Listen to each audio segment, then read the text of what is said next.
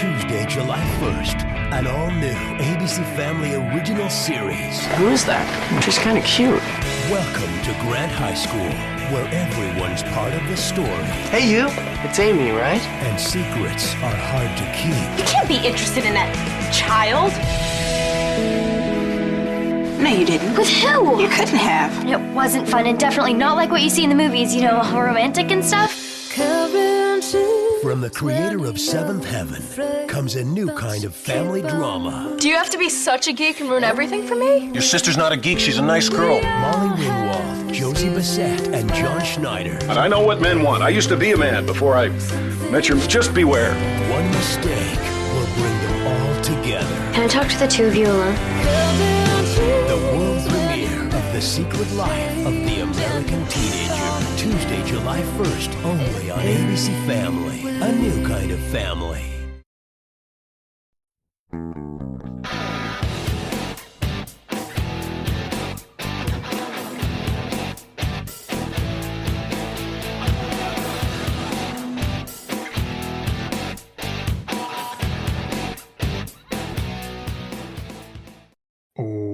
Welcome to They Call This a Movie, testing the strength of friendships one terrible movie at a time. Subscribe to the podcast on iTunes or podcast services by searching They Call This a Movie, and find us on Blue Sky, Threads, and Instagram at TicTamPod. That's TCTAN Pod.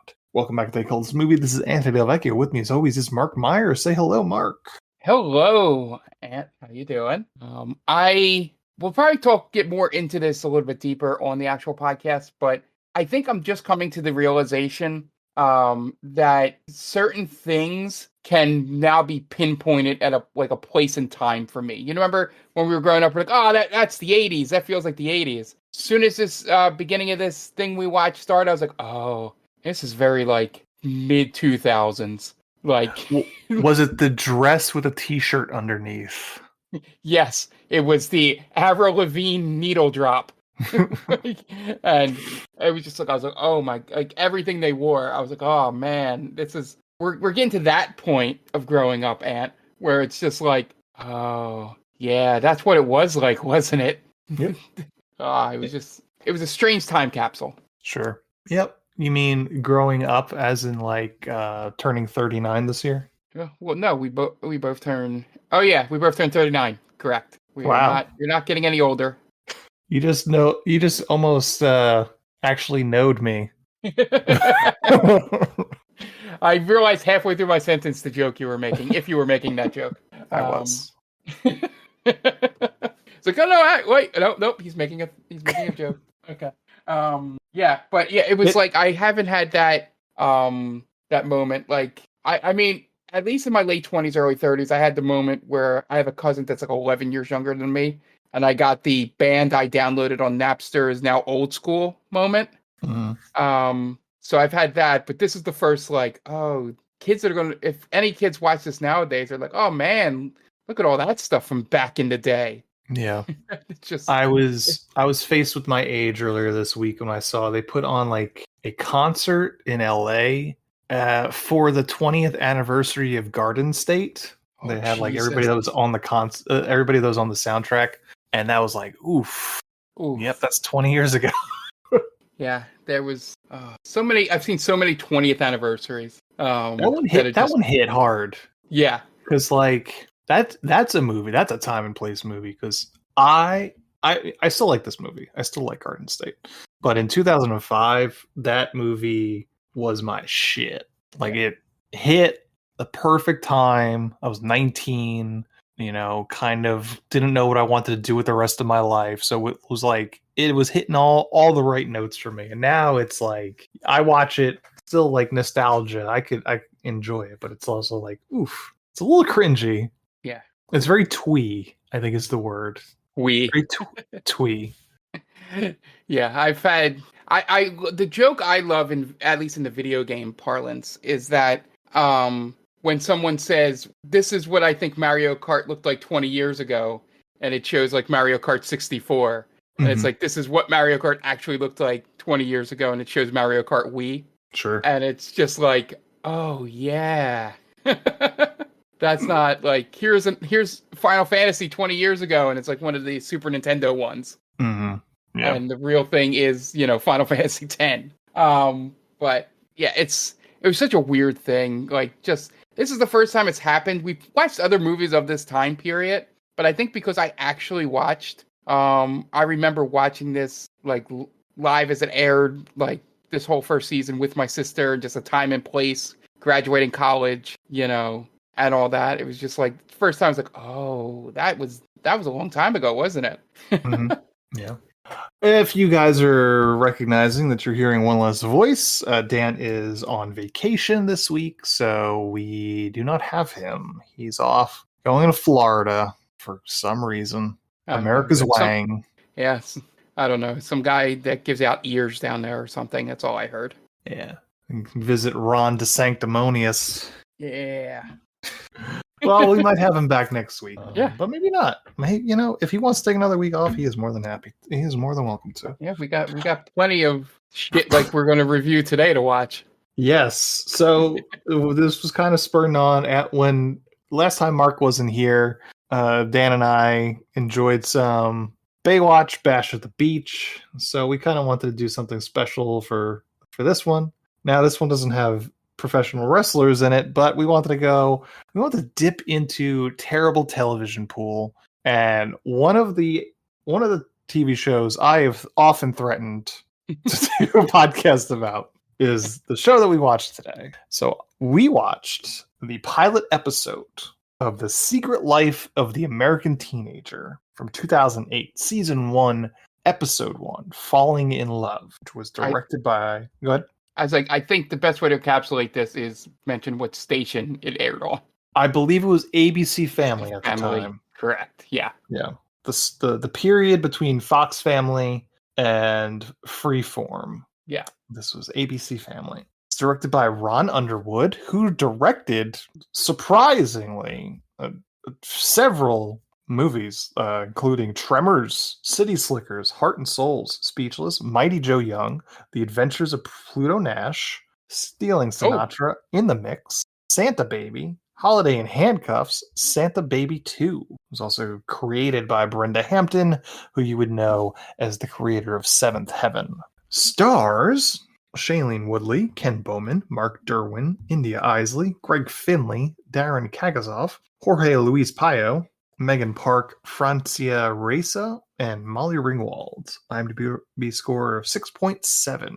Original air date September 3rd, 2008. Plot. During summer band camp, French horn player Amy Jurgens has bad sex with drum-playing sociopath Ricky, as Ricky is hell-bent on having sex with every woman he comes in contact with. But what happens in band camp doesn't always stay in band camp, as Amy comes home pregnant. Faced with a life-changing problem, Amy tries to figure out how to navigate high school, the creepy nice guy that only wants to date her because he can't get the most popular girl in school, one friend that gives her terrible advice, another that's giving her good advice that she doesn't want to hear, and a host of other recurring characters that are all obsessed with sex. Now, Mark, where are you coming from with The Secret Life of the American Teen? The fun part is that whole plot synopsis is basically a synopsis of the entire series. Which I guess makes it a good pilot? Question mark. For the point of a pilot, sure. Yeah. Yeah.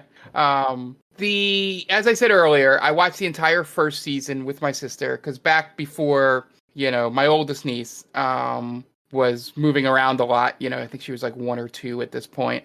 And doing a lot of outside activities. That was sort of how I hung out with my sister. We'd watch really bad teen dramas and American Idol and things like that just to sort of hang out after I came back from college. So this was one of the shows we unfortunately picked. And I remembered all of the religious overtones, but I didn't remember how strong they were. Mm-hmm. Like I was expecting it, if we're using like a volume scale, I was expecting like a 7 or 8, but this was like creeping up to an 11 for religious references and really like stilted dialogue talking about religion in it. But where I'm coming from is essentially this series. I think all that Christian stuff is probably the reason I ended on season 1, and I heard that a lot better things happen later on, as I think you've went through the whole series, Ant. But this that plot synopsis sums up so much in this, is that it was essentially, they have some good like sections in it, in terms of what they're trying to tackle, but then they go way too much into the, right-wing religious angle on it. I think one of my favorite things is I forgot about the whole side plot with the younger sister getting like suspended or needing to put on a sweater because you're showing her belly button. And the dad says, well, you're looking like a streetwalker. I'm like, oh, it can't be that bad. And then the sister stands up and she has like a mini skirt on. I'm like, oh, they really wanted to drive this point home. Yeah. That this girl was dressing way too sexy for 13. I didn't remember being that like obtuse with it. But yeah, this entire show, and especially this episode, it just felt like there were like 2 or 3 decent actors in it. And Ernie Hudson, who's in a class by himself. Oof, is he ever? He's the best part of this entire episode. This is just he's not in the show enough. They kind of phase his character out after maybe like 3 or 4 episodes. But anytime he's on screen, he acts absolute circles around everyone he's in sharing a scene with. It's incredible how good and natural he is. Yeah, it's amazing. Because there's a lot of who's who of like 90s and 80s TV and movies in this. Sure. Like, the dad from Smallville, I believe, is John Schneider. John Schneider is the Christian dad. The mom is from Melrose Place. I forget her name though. It was a smoke show too. Yeah, and you got Molly Ringwald. Yeah, I think the dad's like a character actor from that time period. Sure. Yeah, and it was just like, you're like, oh, and then the only one of those with acting experience that does a good job, at least in this episode, is the is Ernie Hudson. He's just like light years better than everyone in this. Josie Bissett, the name of Josie Bissett. Yes, but I think we'll dive deeper once I get your initial thoughts. But my one scene where I just laughed out loud, because maybe this is coming across with better TVs nowadays, is when the Christian couple walks in. I think it's Grace is her name. And the football player. That screen is obviously either green screen or it's a painted background of the outside of the school. Oh yeah, it's a painted background, most certainly. It was so bad. And I just like literally laughed out loud alone in my house with how terrible it was. But yeah, overall, I was going back. It's the first time I've watched the pilot since this wasn't one of those shows where I obsessively went back and watched episodes multiple times. It's the first time I've seen the pilot since originally seeing it on September 3rd, 2018. And I forgot how much of the entire series' tone is tied up in this episode. Like, as I said, with a question mark, sort of like, I guess she did a good job of making a pilot, because that's essentially what a pilot's supposed to do. It's supposed to showcase to the producers what the show's going to be if they give it a full season. And outside of, she probably already had this like signed for series because of her Seventh Heaven pedigree. But I have not. It's been a while since I've seen a pilot that summed up a show as much as this one did. It was kind of strange, but like funny at the same time. Okay. As for me, I also watched this when it originally aired. I was living at home, and my parents love a good shitty TV show, and this is by far one of the shittiest TV shows, and I absolutely love it. I could have picked so many episodes to watch with this with this show. Every single episode is podcast worthy. Like, I could have picked the one where the girl kills her dad in a plane crash by having sex for the first time. Yeah, which means Jonathan Schneider dies twice on television shows. Well, yeah, he didn't die as a Duke boy. That was the only one he survived. That's right. Well, he killed the show, though, because he was like the cousins, right? He was like when Tom Wopat and the other guy was like, we want more money, and they're like, well, we're going to replace you with 2 hunky other handsome dudes, and then they just immediately kill the show after that. We could have picked the one with Shawn Johnson in it. Her performance I've seen that clip. Top tier. We could have We could have picked the episode where Tom, Grace's Down syndrome brother, orders a prostitute who happens to be Jennifer Coolidge. Oh my god. So many good episodes. And it's incredible. This show, I love it so much because it's so preoccupied. It's so obsessed with sex. Yes. It's so obsessed with sex to the point where Alice, Ben's friend, is just spouting statistics that she read on like Planned Parenthood website. Yeah. It's everybody. Nobody talks like a real human being. No, everybody talks like AI before AI existed. And there's so much I want to talk about that doesn't even exist in this episode because like the first season, so I'll say that my wife and I, my wife has this habit of like, well, she'll just like throw on a show to rewatch and then we'll just like fall off of it. This one happened recently. This show we watched maybe like 6 or 7 months ago, maybe towards the end of her pregnancy. Just she put this on. But I remembered watching it, how obsessed they are with the new guidance counselor. Oh yeah. All the kids are just spend so much time in the guidance counselor's office. Beyond me. They just like it, they go in there like it's Central Perk for friends. They're just like just hanging out, talking, shooting the shit. And he does not get any respect in this episode at all. No. Ben talks down to him, and he's like a 14-year-old kid supposed to be. Yeah, he kept calling him Mark. Yeah. But like, I want to talk about like how awful of a person Shailene Woodley's character is throughout this series. How awful Ben is. How insufferable he is as a character. He's the worst. That's what I remember from season 1 the most. I want to talk about my favorite character, who is the dad, but he's barely in this episode because the dad is in a completely different TV show. His energy that he brings, he's like in a bad sitcom. And you're talking about he's barely in this. What's her name? Shailene Woodley's dad, right? Shailene Woodley's dad, yes. Yeah. George Jurgens. Yeah. He's always cracking wise every time he's on screen. It's like, this is supposed to be a relatively, like, not serious, but it's sort of serious TV show. We don't get to see. That's what Brenda Hampton is thinking. Yeah. We don't She's thinking like Seventh Heaven. Yeah. We don't get to see Steve Sharippa show up as Ben's dad. It's so good. Sticking to one scene in this particular episode, I feel kind of terrible pointing this out as a moment that I loved, just because it may be kind of making fun of him. But the reveal of the brother is like top notch at the dinner table. Sure. Like they just cut to him, and it's just like, I know they don't need any explanation or anything, but it was just like I think it was the actual edit, the hard cut, like to him that sort of was like jarring and made me laugh. Because it wasn't even like they showed like a wide shot that showed there were 4 people at the table. Like until they introduced the brother, it's just the 3 of them, and then it just hard cuts to the brother.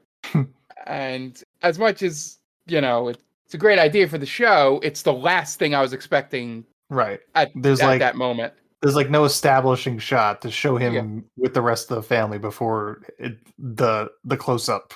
Yeah. And it's just like it was partially, that, being a little bit shocked of a TV show of this caliber doing a Down syndrome, storyline with the brother. And also the fact that I didn't know there was a 4th person at the time. Yeah. He's one of my favorite characters this series. He's so funny. When he yells, screams Grace. Oh my god, it's like a rape whistle. Yeah.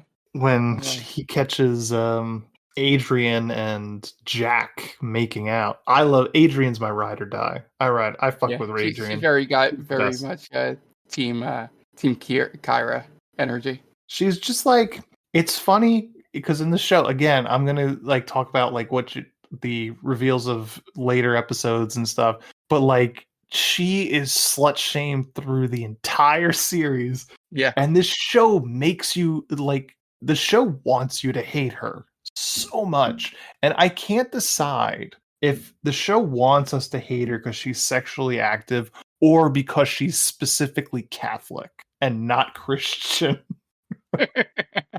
Why not both? It might be both. She believes in the Pope.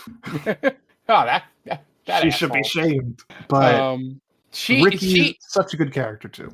Go ahead. Yeah, she's and in this episode, because I think from what I remember the first season, Ricky sort of grows on you a bit as it goes along. But she's my favorite of the teenagers in this episode, Adrian.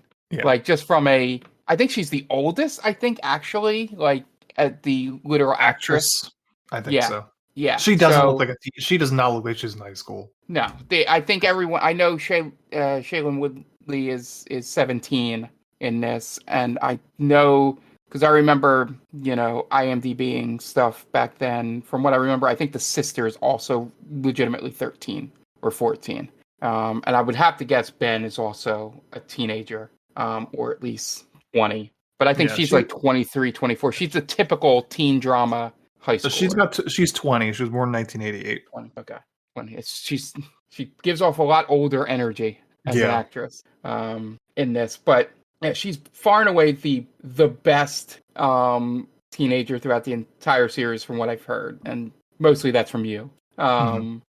And it's just all the conversation about the promise ring at the lunch table, where Grace has to be like so clueless about her boyfriend. What, like, oh, you just love me. You'll do it just like my dad and mom waited until after medical school. Sure they did. Sure, yeah, exactly. Sure they did.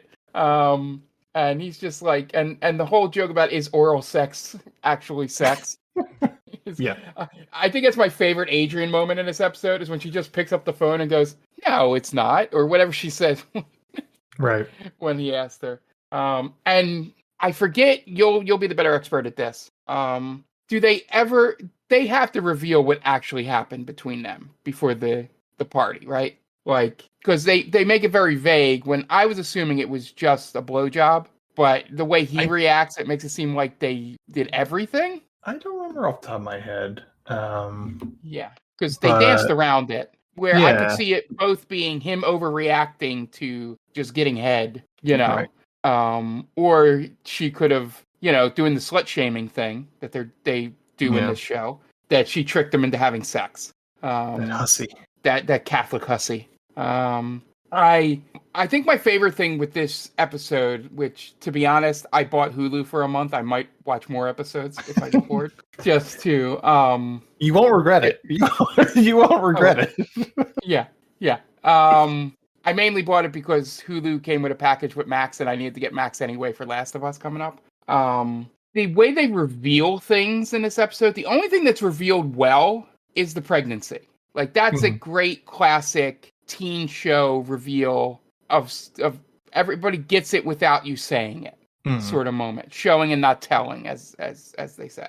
But every other reveal in this show is like the reveal that apparently Ricky was abused as a child, like sexually. Just not that it comes out of left field, but just the way, like, Ernie Hudson probably read scripts like, really? Is that how I'm just gonna say it. Right. We're not gonna drag this out for a couple episodes or a couple of these sessions. I'm literally just gonna say your dad didn't just drop you off. It's because he was abusing you and he was a deplorable person. Get that all out in the first episode. It was just, there were so many reveals. My thought is, and again, I would never, and I don't know if anybody ever did, do a deep dive into the making of like this pilot. In the sense of, did she think she needed to, have all these hooks in there to get the people to buy the show? Like, because there's a few things they could have drug out over a couple episodes if she knew she had a series. But again, pilot season back then was weird from what I remember. But yeah, because she could have drugged the Ricky stuff out. They could have, the Ben stuff, that was way too quick. That could have been at least one or two more episodes before he actually goes on a date with her. The Adrian getting caught with there's a lot of things that you could have stretched out over a couple episodes that they didn't here. and that's why it's both great and terrible at the same time, this pilot. Because it gets all the crazy shit right up front, but it also leaves you with, and as you say, it gets worse or better, depending on your perspective. Like, where could they go from here with a lot of the things, essentially, after this? I was waiting for the real Marty McFly moment where Ben would punch Ricky in that dance scene. I'm like, are they going to get to that already? Because I'm assuming that's where this is going. I think it's not long. It's not long from now. Season episode 2 or 3, they get into a fight, and I thought it was funny because like Ricky comes up to Amy Jurgens, at the party at the church, and he's kind of like talking shit about Ben. He's like, that guy, it doesn't seem like your type. These guys could be brothers. That's true. Like, Ricky is better looking than Ben. Don't get me wrong, but like they are. If you had to try and describe either of these guys to the cops, they would come out very similar in terms of their police sketch. The only very similar looking dudes. Yeah, the only way you can distinguish them would be to talk about their bodies, like face wise. If you're trying to say to a police sketch artist, you're going to basically come out with almost the same person. Yeah, between them, as you said. But the only other way is like, he looks like this, but he looks like a nerd, and the other one looks like a jock. Oh, okay, I got that. And that's it. And I love how he's the drummer. Like they say it with such disdain. It's such a jock part of the band, though. Yeah, exactly. I do love the reveal that he's the drummer, or at least to me, is when he's walking down the halls with the drumsticks in his back pocket. Yeah. Because he's a cool guy. And I love how I don't know if you want to get any deeper into what happens to her, but I don't know if it's the actress or the material they give her, but Grace is so oblivious in this episode. Like, has like no clue what's going on at almost all times. And I wonder if the next episodes after that, maybe that dies down because of what happens at the very end of this episode. I forget. But like, literally, I don't think she realizes, or maybe she does, but doesn't like consciously realize it, that Ricky's hitting on her. I think subconsciously she knows what's going on and sort of kind of likes it, I guess is the storyline they're going for.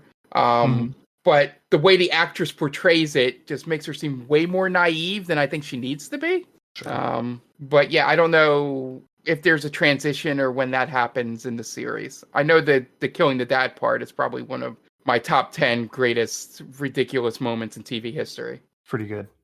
Megan Park, the girl that played Grace, she directs some movies now. She actually directed My Old Ass from last year with Aubrey Plaza. Yeah, good for her. Yeah, I could never tell in the episode whether it was the actress or the writing. It's a far cry from killing your dad from having sex.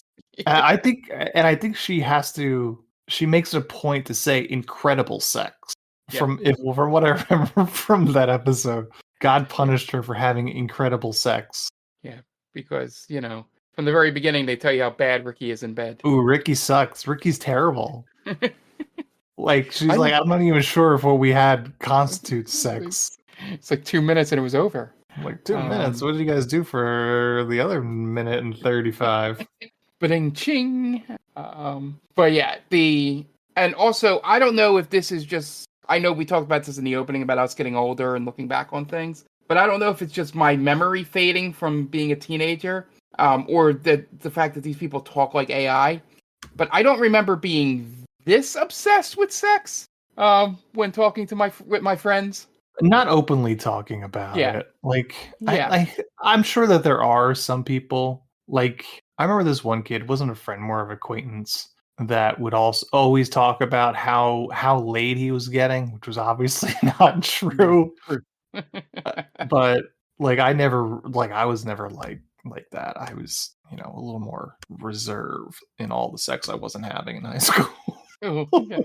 Yeah, and like I guess, are they both supposed to be Asian, Ben's friends? Yes, I know the Alice and actress Henry. is. Yeah.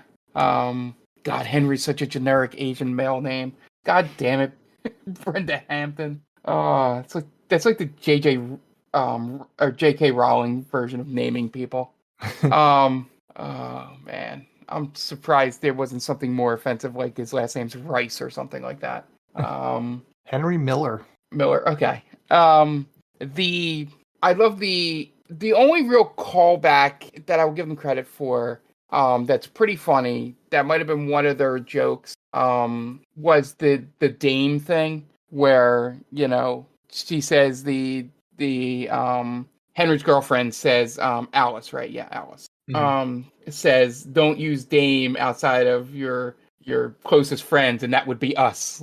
Like making a nerd joke at the same time, and then he says Dame to Amy. And it seems and she seems to like it. So it's sort of that good callback and shows that maybe there is something there. Whether both actors could not, there seemed to be was there zero chemistry between them, or is it just bad acting? I just hate Ben so much. Oh, he's an awful person in this whole episode. He would say Dame. Like, I bet you he listens to like crooner music. Yeah. The kid that just listens to old music, like more like he's like, oh, Frank Sinatra. That's what he's got on his iPod. Yeah. The funny part 2008. The funny part is the kid that I knew like that in high school and grade school did not try to talk like people from the 50s. It was just one of those things where he grew up, his household loved Sinatra, so he listens to Sinatra. But I can see that Ben doing it unironically. Mm-hmm. Wanting to say Dame and and if once he gets into British punk, he'll start saying a bird. Ben has more than one fedora, I feel. For sure. 100%. The fact that Amy says the word pregnant really loud in a gym and nobody hears it is really something. And she does have the two worst friends on the planet. Well, one really terrible friend. Yeah. And one good friend that says her lines so robotically. Yeah. The girl from Bernie Mac show.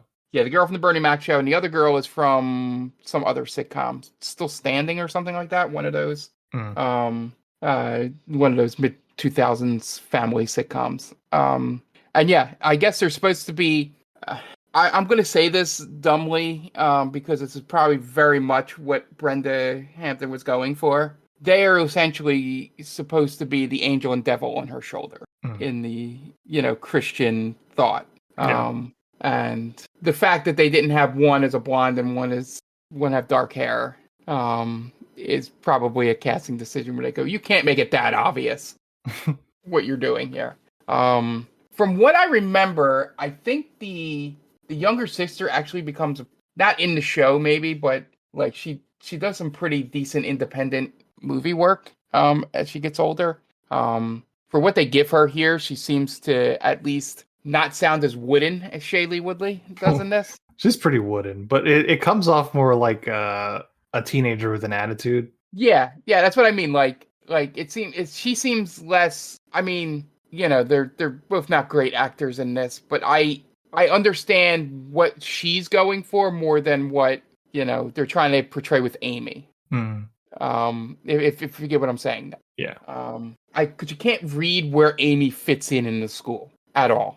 Mm-hmm. Like she's a band nerd, but the hottest guy in school. Right. I think that's good. Yeah, hitting on her in front of everybody. It's not like one of those movies where they're only doing it on the side, because he's embarrassed. Right. I guess part of it is like Shailene Woodley, objectively an attractive person. Yes. Because she's a Hollywood actress, so it's always like, oh yeah, I'm sure life is so hard for her. As I'm so sure she's such a social outcast because she's in band. Yeah. And not like objectively attractive, good-looking person. There are not enough ugly people in Hollywood, let alone ugly women in Hollywood. Yeah. Get more 100%. parts of the uggos. Yeah, exactly. Like diversity in casting, man. Mm-hmm. The other thing you'll talk about, and then can dive into any other crazy shit that you want to mention about the show. Unless we're going to watch more episodes of this for times when people are not here. But Did you get the PSA at the end of the Yes. episode too? I think it plays at the end of every episode on Hulu. Yeah.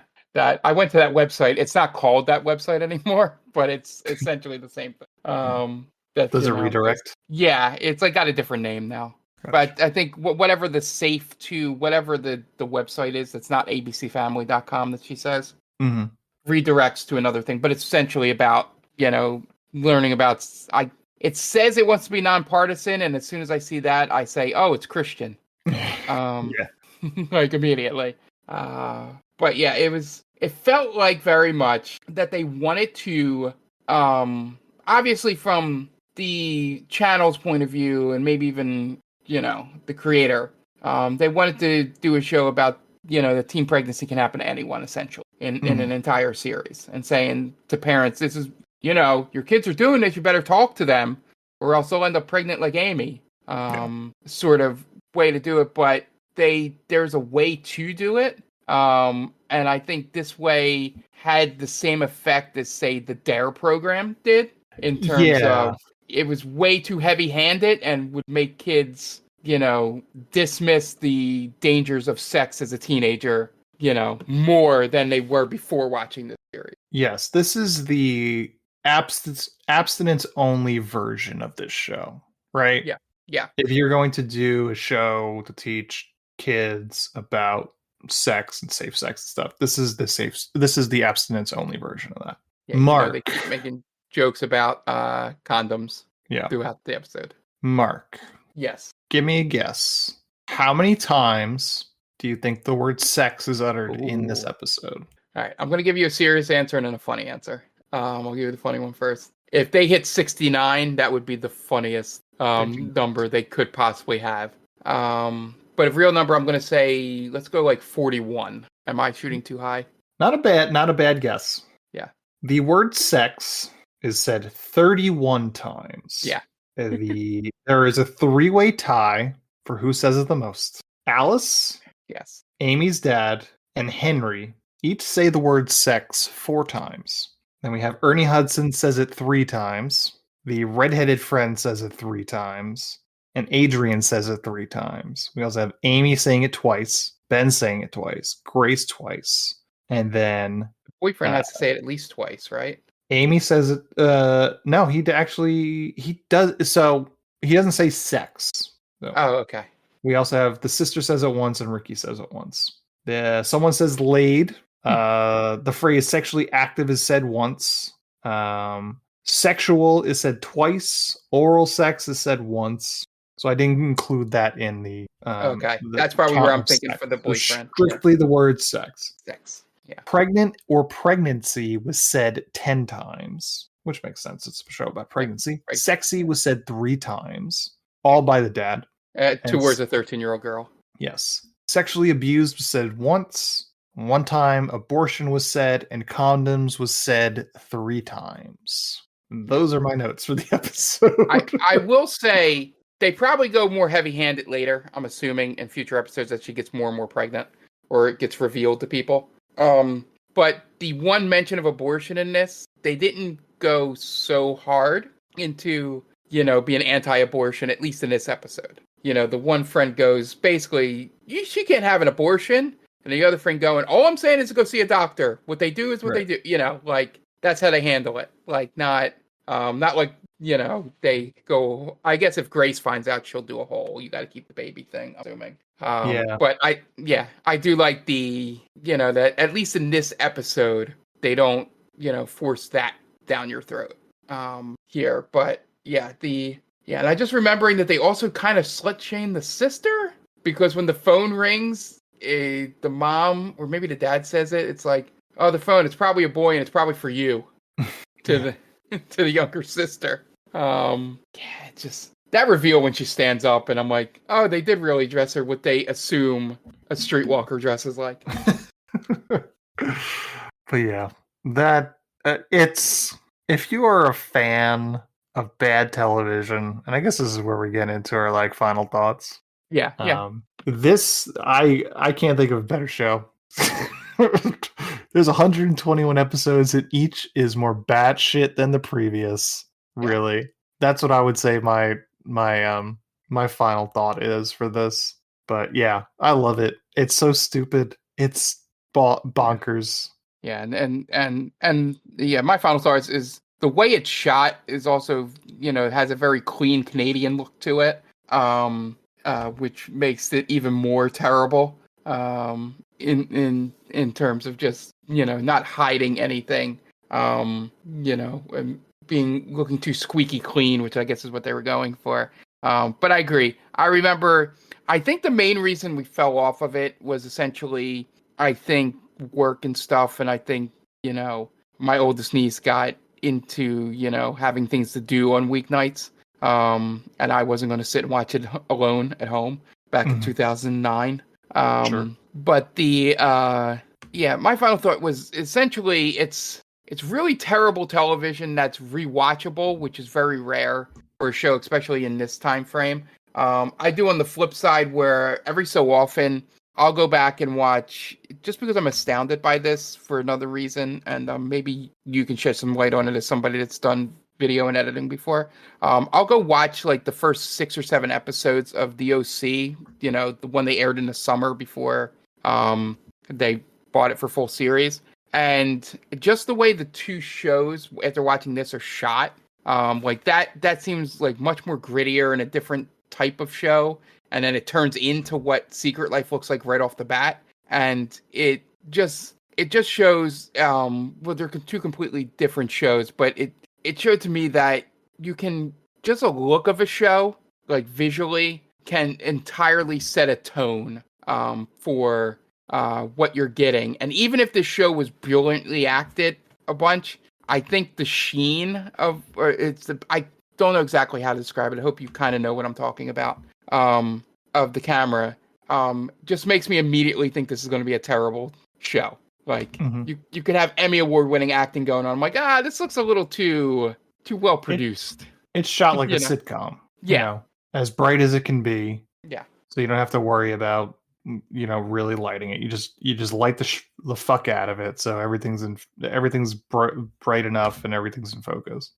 Yeah. All right. Well, yeah, I think that's a wrap on Secret Life of the American Teenager, the pilot episode.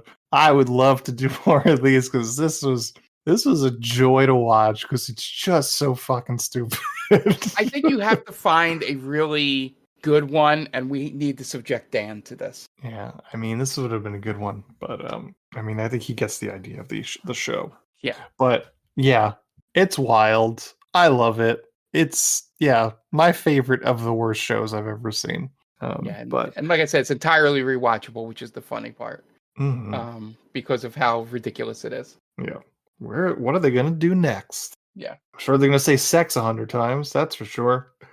All right. We're gonna take a quick break. But before we do, Mark, why don't you give a little quick discussion about your side gig podcast that you cheat on us with? Yeah, my side podcast.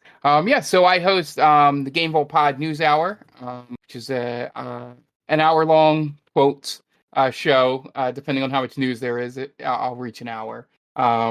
Where we talk about all the gaming news that's going on. I talk about all the games I've been playing, which most of them I stream over at twitch.tv /GameVaultPod.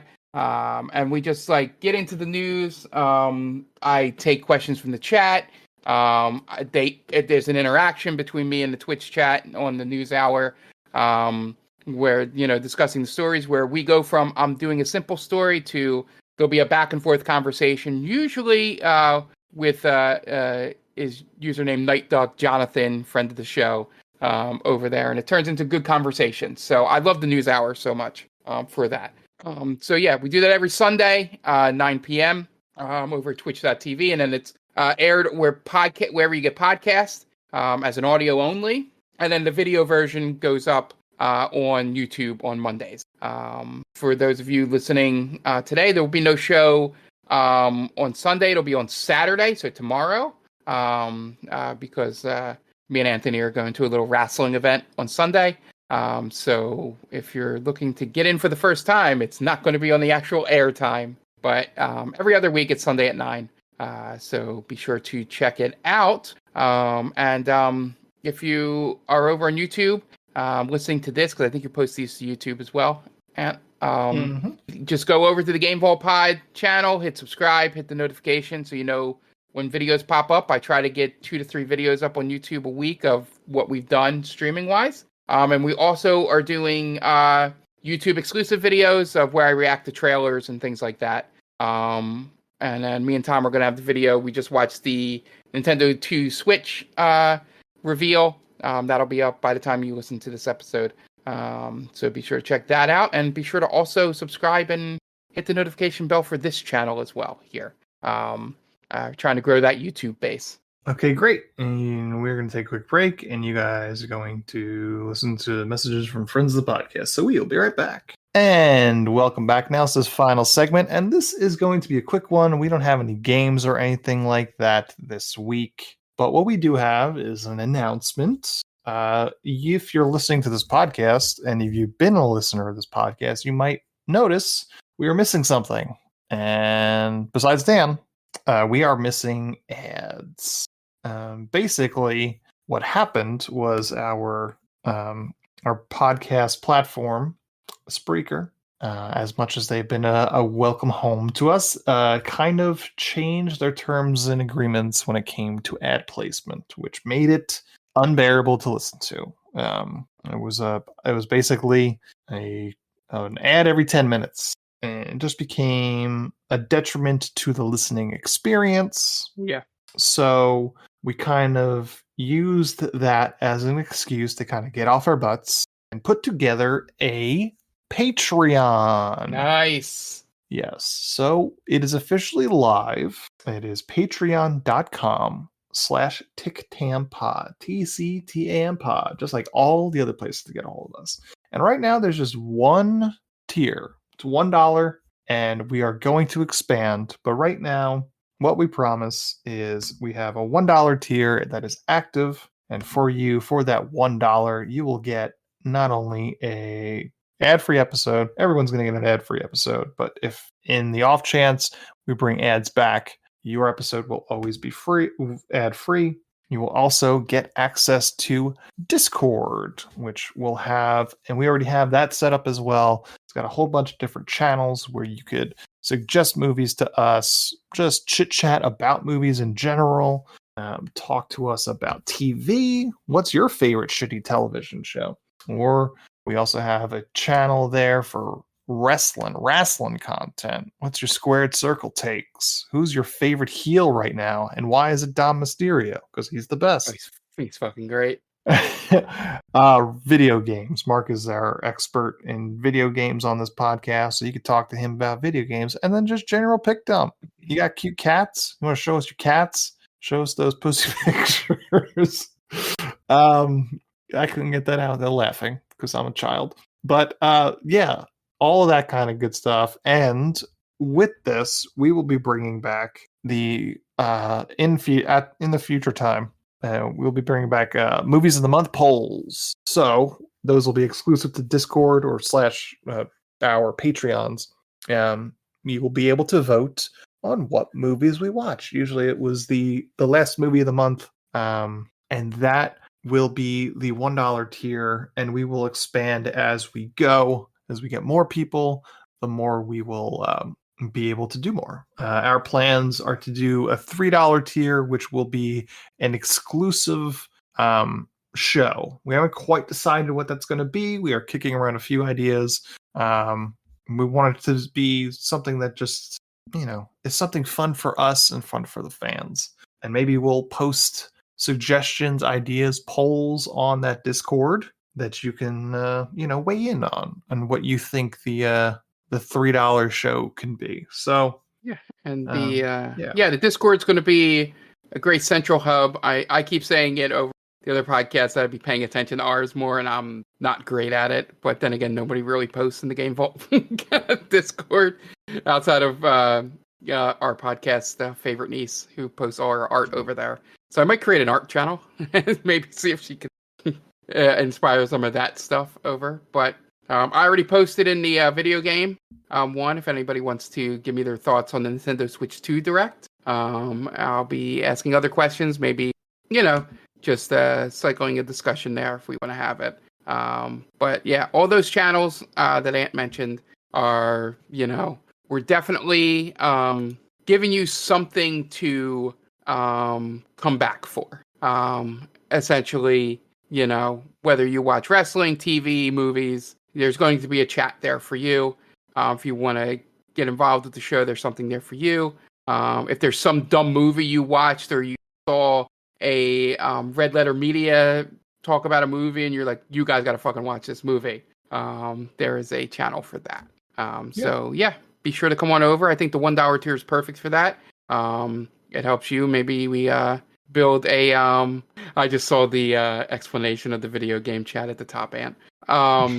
We'll leave that as a surprise for people that do the join the Patreon. But yeah, I think it's going to be a good thing for us because the one thing that's always tough, and I've learned this from basically taking over the Game Ball Pod stuff once Tom and Jen both went out on paternity and maternity leave at the same time, is that viewer engagement's tough, and I feel like we have a lot more of an audience to engage with, and we have such a wide spread of opinions on things here that I think our Discord should go off a little bit more than any other one I've been in. And please understand, if you're on the younger side, we are olds, so it may take us a while to get up on being good Discorders, if that's even a word. Yeah. But yeah, I'm excited for that $3 tier. Yeah, keep your skibbity toilets out of our Discord chat. Yeah, Ohio. I'm excited for when we get to the $3 tier. Because I know one of the, a couple of the ideas we're dancing around with are things we've always mentioned on the show. And things that are also in chats here. Yeah. So it can be a nice tie-in to everything that we do. I think it's the, next step forward. I mean, would we love this to become a $1 million operation? Sure. But I think doing this Discord and Patreon is something to make it not feel like we're shouting into the void. Sure. Anymore. Yeah, definitely. And again, the crux of this was that the ads weren't doing enough to justify their existence, especially at the amount that we were being forced to have them at. So if you would, if you like the show, throw a buck away our way. If you're listening to this and you're like, I like this show, but I don't know if they're offering me enough for my $1, throw us a suggestion. Hit us up on one of our channels, and we'll once we get it a little cleaned up, Patreon. It is live, but there's bells and whistles we can also be doing to it. If there's something that you what would get your dollar is essentially what I'm asking. From a movie podcast where three idiots talk about terrible movies and have other outside interests, what would you want to hear? Do you want a sticker? I could send you some stickers. Want a sticker of our goofy faces, of our logo? I could do that. Send you that stuff. But yeah, I'd like to hear that. That's a what do you want out of a podcast Patreon? Because we talked about doing like commentaries, and that is definitely something we can be doing down the road, or that could be a $1 tier thing, a monthly commentary or something like that. Maybe that's a suggestion. Monthly commentary, and then $3 is a different show. Well, just spitballing, not trying to commit ourselves to anything right now, but that seems like a good idea now that I'm thinking. Yeah, I'm excited for the a little bit of expansion here, some interactivity, because it seems like you guys have, as terrible as I am at interactivity, I got to get better at for this stuff. So it'd be nice to do it with people that are fans for us for a long time here. Yeah, the social aspect of this whole show is the most exhausting. Yeah, as it is with most any podcast. Like I admire the effort that Jen put in for her Roxy Foxy Twitch channel to get that up to where it's a consistent 10 to 20 viewers come in, but she did a lot of work to get it to that level for Twitch. So I think doing some of the work we've already done, because our downloads are a little bit higher than that, that maybe we can build this and, get enough notability that maybe I can, or we can, because I don't know how you guys feel about this, but that I can find a way to weasel into getting press passes for things. Sure. To help out. But I need, I tried to get into PAX East for Game Vault Pod, and they just ask you, like, how many downloads do you have? And I'm like, oh, well, they're just going to laugh at this when I put it in there. So, it's worth a shot. Worst they can say is no. But I think showing that we have an active Discord, an active Patreon, sure, along with our download numbers and things like that, could get us into, like, some local con here, and get some interviews and maybe start doing stuff like that. But every plan starts with a first step, and I think this is the right one to do. And by only having one tier, it doesn't overwhelm us, as we all still work 9 to 5. Yeah, and more than even that, I don't want to overpromise people. Yeah, I don't want to be one of those assholes that, like, oh yeah, for this money, and all of a sudden, like, I'm a Kickstarter scam artist, Yeah, exactly.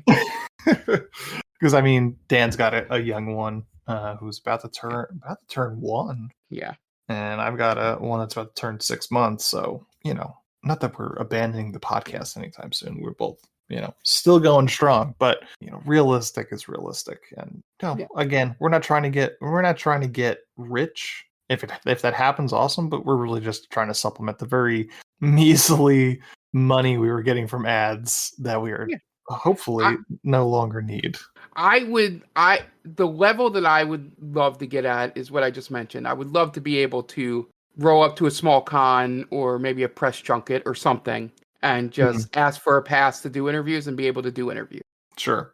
That's basically the level, that I would love to be at with this. Mm-hmm. Yeah. Well, I think that's all we can talk about around, as I mentioned, the Patreon is patreon.com/TicTamPod. That's TCTAM pod.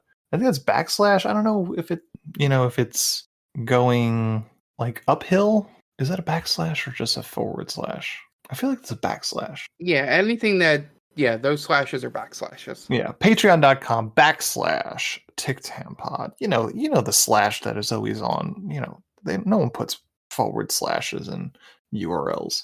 Patreon.com/TicTamPod, TCTamPod, as people like to say. And that is where you can find it. And it's the breeniest tier.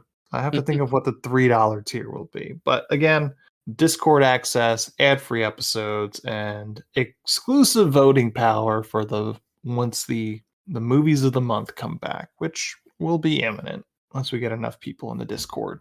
So check that out. And that's our episode. The other places you can find us are on Threads, Blue Sky, and Instagram at TicTamPod. You can also find us on TikTok at They Called Us a Movie. Any questions, comments, suggestions for the Patreon, hit us up at TicTamPod@gmail.com. We're also on YouTube. Search for They Called Us a Movie. We post our episodes there. We sometimes have like little short clips, little truncated episodes there. Also a great way to check out our content. You have 5 minutes out of your day, want to give us a 5-star review, check us out on your podcatcher of choice. It helps out a great deal. That's it. The director of the first episode of The Secret Life of the American Teenager, episode title Falling in Love, was Ron Underwood. So for Dan Aquino and Mark Myers, this is Anthony Delvecchio telling Ron Underwood, well, you certainly made a movie, didn't you? Thanks for listening to They Called Us a Movie. Subscribe to us wherever you get your podcasts, and be sure to check us out on Twitter and Instagram at TicTamPod. That's TCTAMPod. You can also check us out on TikTok at They Called Us a Movie.